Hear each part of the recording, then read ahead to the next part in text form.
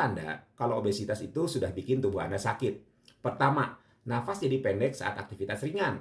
Kalau misalnya naik tangga satu lantai aja udah ngos-ngosan, ini bukan sekedar kurang olahraga. Lemak di sekitar perut itu menekan diafragma. Paru-paru nggak bisa ngembang maksimal. Jantung harus kerja keras. Akhirnya, tubuh cepat lelah bahkan untuk hal-hal kecil. Yang kedua, nyeri lutut dan punggung bawah. Bayangkan sendi lutut itu seperti shock breaker mobil.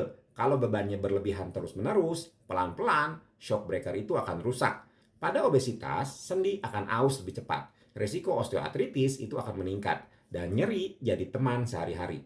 Yang ketiga, gangguan tidur atau sleep apnea. Lemak di sekitar leher atau saluran nafas itu bikin udara sulit masuk dengan lancar. Akibatnya, saat tidur, pernafasan bisa berhenti beberapa detik, berulang kali dalam semalam. Orang yang punya sleep apnea itu biasanya mendengkur keras, sering terbangun di malam hari, dan paginya tetap lelah. Lebih bahaya lagi, kondisi ini meningkatkan risiko serangan jantung dan stroke. Yang keempat, tekanan darah tinggi. Obesitas itu membuat pembuluh darah jadi lebih kaku dan jantung harus memompa lebih keras. Lemak perut juga menghasilkan zat kimia yang memicu inflamasi kronis. Kombinasi ini bikin hipertensi lebih sulit dikontrol. Yang kelima, kadar gula darah mulai tidak stabil. Obesitas, terutama di sekitar perut, itu meningkatkan resistensi insulin. Jadi walaupun tubuh itu mengeluarkan banyak insulin, gula darah tetap susah masuk ke dalam sel. Lama-lama bisa berkembang jadi diabetes tipe 2, lengkap dengan komplikasi ke mata, ke ginjal, dan ke saraf. Keenam, gangguan hati berlemak. Hati kita itu seperti dapur besar buat tubuh kita. Kalau misalnya lemak numpuk berlebihan, hati akan dipenuhi lemak. Kita sebut fatty liver. Awalnya mungkin tidak ada gejala, tapi lama-lama itu bisa menyebabkan peradangan, bahkan sirosis atau pengerasan hati. Dan ini seringkali tidak disadari sampai sudah parah.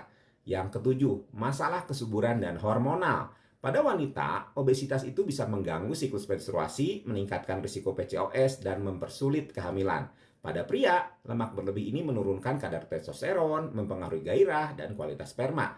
Jadi, obesitas itu bukan cuma soal urusan fisik, tapi juga sistem reproduksi. Yang kedelapan, mudah lelah dan terjadi mood swing. Lemak berlebih itu bikin metabolisme tubuh kacau, energi cepat habis, dan hormon stres itu akan meningkat. Akhirnya, orangnya jadi gampang marah, sulit konsentrasi, dan kualitas hidupnya akan menurun. Jadi, kalau misalnya Anda merasa gampang capek tanpa alasan jelas, jangan-jangan obesitas adalah salah satu biangnya.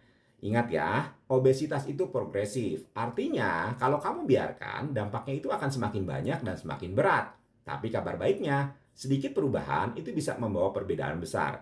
Menurunkan berat badan 5-10% saja itu bisa memperbaiki tekanan darah, gula, dan kadar kolesterol secara signifikan.